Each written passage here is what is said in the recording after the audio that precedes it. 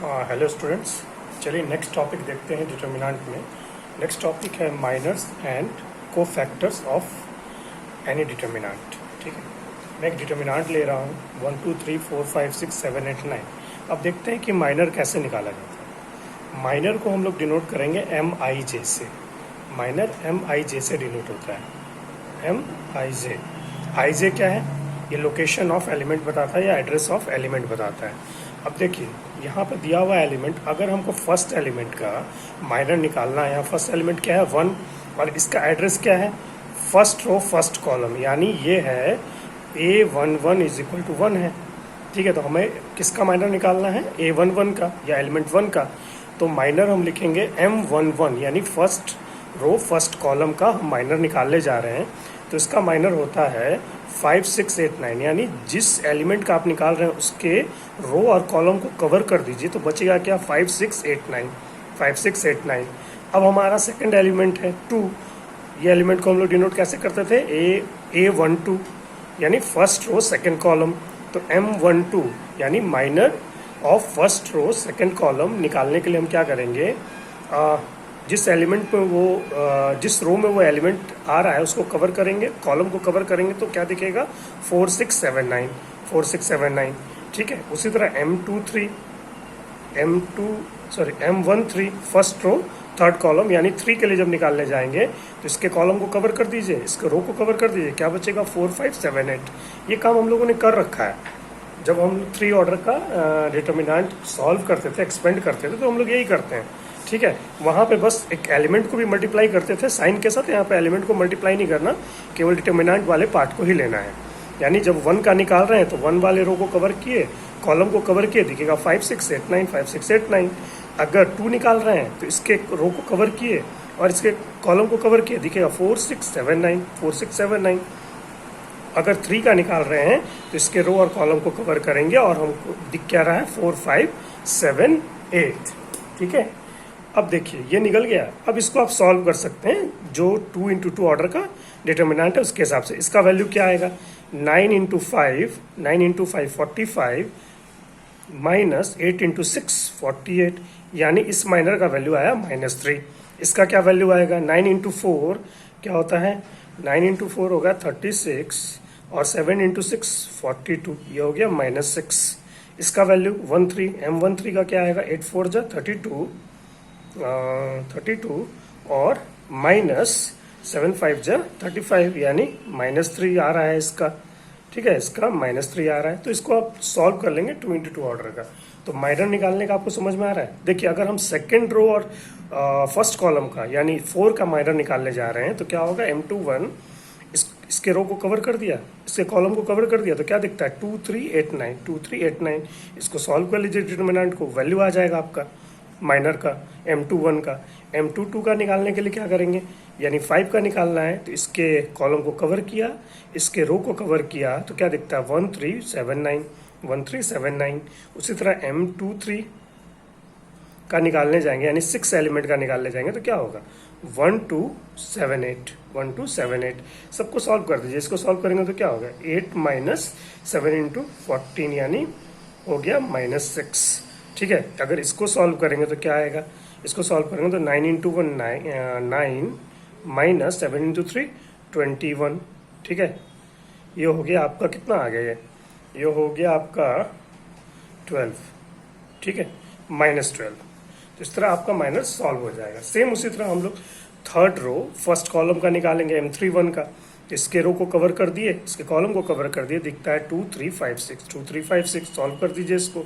ठीक है, उसी तरह 8 का निकालने जाएंगे, यानी 8 कौन सा है, इस 8 का एड्रेस क्या है third row second column M32। ठीक है, M32 जब निकालने जाएंगे तो क्या होगा, इसके रो को और इसके कॉलम को कवर कर दिए, तो 1 3 4 6, 1 3 4 6 आपका निकल रहा है।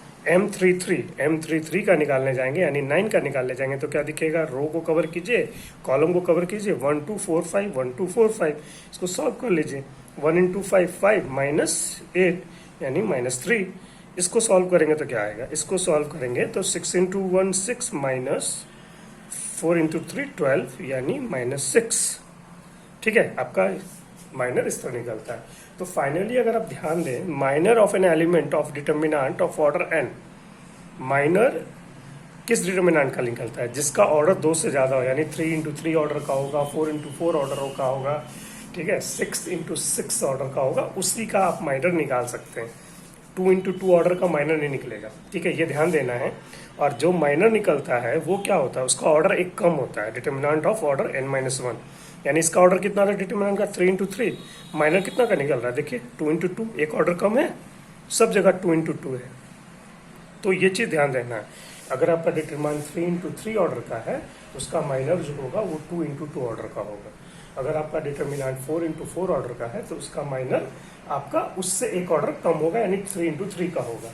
हमें 3x3 तक का ही पढ़ना है, तो हम इसमें ही कंफर्टेबल रहेंगे, ठीक है। माइनर आपको निकालना समझ में आ गया? ऑलरेडी आपने कर रखा है।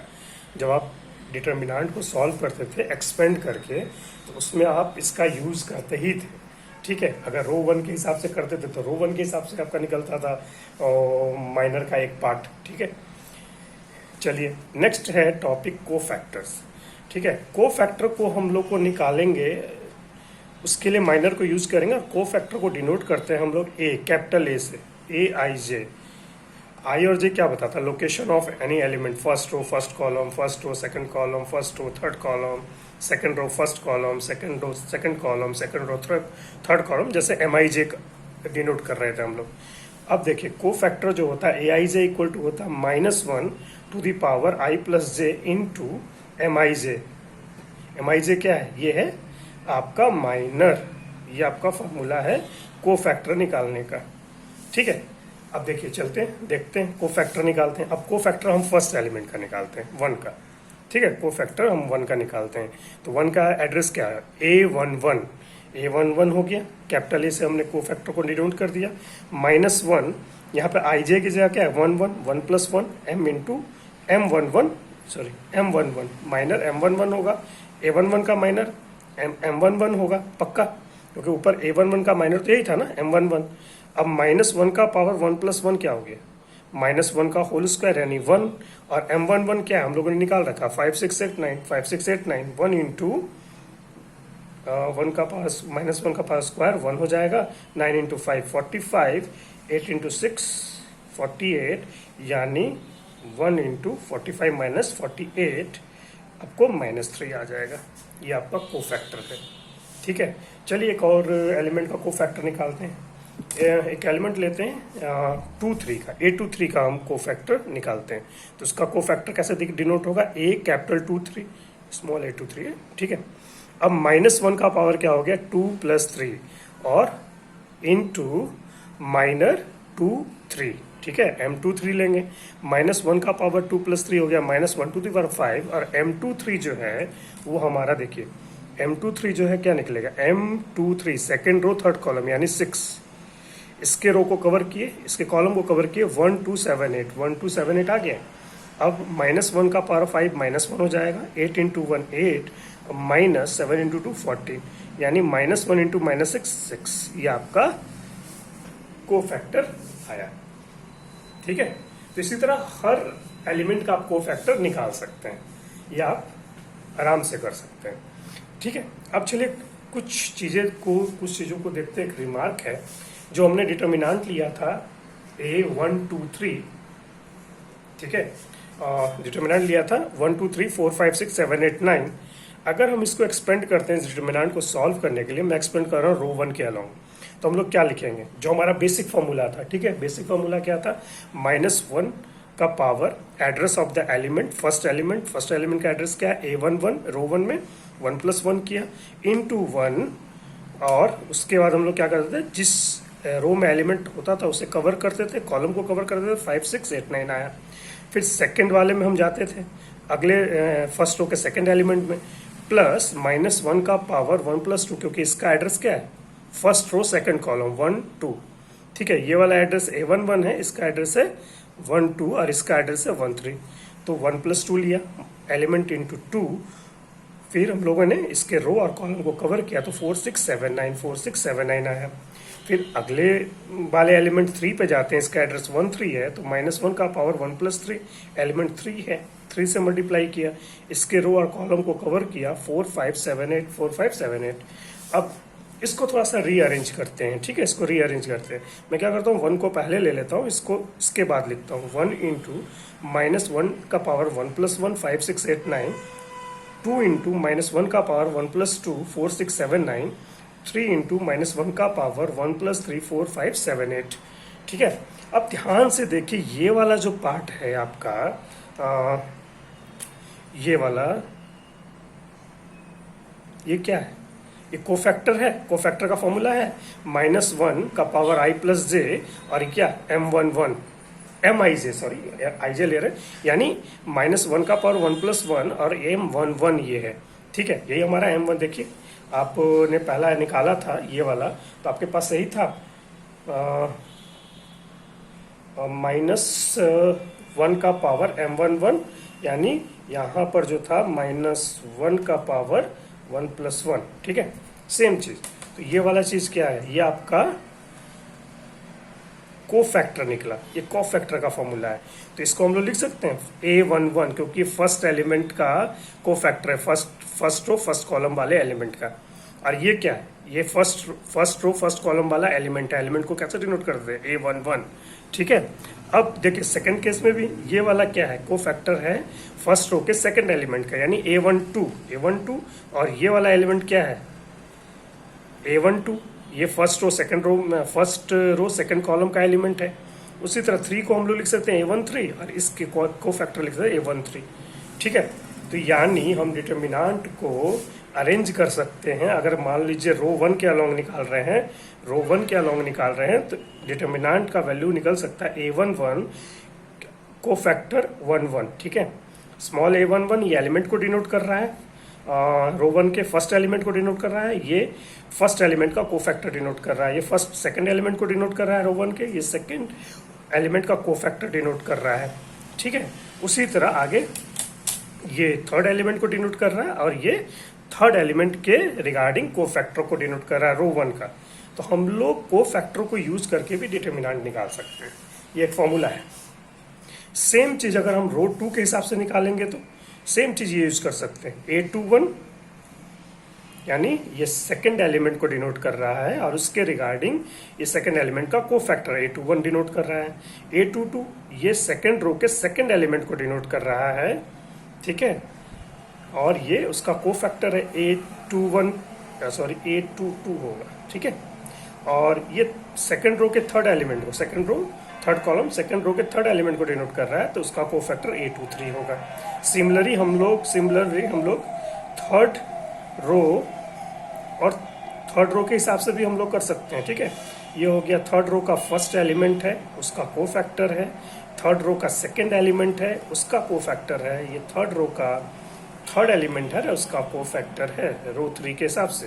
तो हमारे पास ये फॉर्मूला है। और ये ध्यान दीजिएगा, जो एलिमेंट का एड्रेस है वही कोफैक्टर का एड्रेस है, जो एलिमेंट का एड्रेस है वही कोफैक्टर का एड्रेस है। 1212, 1313, 2121, 2222, 2323, 3131, 3233, 3333। ध्यान दीजिएगा, डिटर्मिनेंट का वैल्यू निकलेगा। ठीक है, समझ में आया? चलिए मैं फिर से एक बार रिपीट कर देता हूँ। जैसे हम लोग जब डिटर्मिनेंट को एक्सपेंड करते थे, तो उसको एक्सपेंड करते थे हम लोग, बेसिक फॉर्मूला हम लोग यूज करते थे -1 टू द पावर, मैं रो 1 के अलोंग ले रहा हूँ। ठीक है, -1 का पावर 1 प्लस 1, क्योंकि फर्स्ट रो फर्स्ट कॉलम का एलिमेंट है, इंटू 1, इसके रो और कॉलम को कवर कर दिया, तो 5 6 8 9 हो गया ये।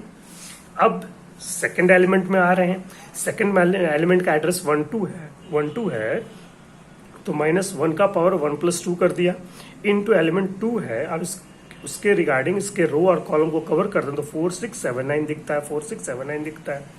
ठीक है, उसी तरह अगर हम थर्ड एलिमेंट पे जाएं फर्स्ट रो के, उसका एड्रेस 13 है। ठीक है, तो 13 है, और इसका -1 का पावर क्या हो जाएगा, 1 प्लस 3, एलिमेंट क्या है, 3 है, 3 के रो और कॉलम को कवर किया, तो 4 5 7 8 दिखता है। इसी चीज को मैंने रीअरेंज कर दिया, 1 को आगे लेके चला गया हूं, और इसे इस साइड लेकर आया हूं। 1 into -1, 1 plus 1 5 6 8 9, 2 into -1, 1 plus 2 4 6 7 9, 3 minus 1 1 plus 3 4 5 7 8। अब ध्यान से देखिए, ये जो है ये फॉर्मूला है कोफैक्टर का। कोफैक्टर का फॉर्मूला क्या होता है? aij माइनस 1 का पावर 1 प्लस जे आई प्लस जे इंटू एम आई जे। यहाँ पे क्या था? फर्स्ट रो फर्स्ट कॉलम था, तो माइनस 1 का पावर 1 प्लस 1 हो गया, यानी a11 हम निकाल रहे हैं। ठीक है, और उसी के रिगार्डिंग हमारा ये जो है क्या m11 है, ये m11 है। ठीक है, तो ये दोनों मिलाकर क्या होता था? Cofactor a11। उसी तरह ये क्या हो रहा है? कोफैक्टर a12, और ये वाला element first element of first row a11, यानी फर्स्ट रो फर्स्ट कॉलम में कौन सा एलिमेंट है? 1। फर्स्ट रो सेकंड कॉलम में कौन सा एलिमेंट है? 2, और इसका cofactor a12। First row third column में कौन सा एलिमेंट है? 3, तो इसको a13 लिखा और कोफैक्टर को डिनोट कर दिया a13 से। ठीक है, अब यही हमारे लिए फॉर्मूला है, यानी अगर हम रो 1 के अलोंग अगर एक्सपेंड करेंगे या रो 1 में के अलोंग देखेंगे तो डिटर्मिनेंट को निकालने के लिए हम कोफैक्टर को यूज कर सकते हैं। हम क्या करेंगे? रो 1 के फर्स्ट एलिमेंट को उसके ही कोफैक्टर से मल्टीप्लाई कर देंगे, यानी फर्स्ट एलिमेंट 1 1 है, उसका कोफैक्टर क्या होगा? a11। सेकेंड एलिमेंट जो है फर्स्ट रो का, उसके कोफैक्टर से उसको मल्टीप्लाई कर देंगे। सेकेंड एलिमेंट क्या है? a12। First row second column, तो उसका कोफैक्टर हो जाएगा a12। थर्ड एलिमेंट है फर्स्ट रो का, उसके ही कोफैक्टर से मल्टीप्लाई कर देंगे। अगर हमको रो 2 के अलोंग निकालना है तो उसका रो 2 का फर्स्ट एलिमेंट क्या होगा? a21।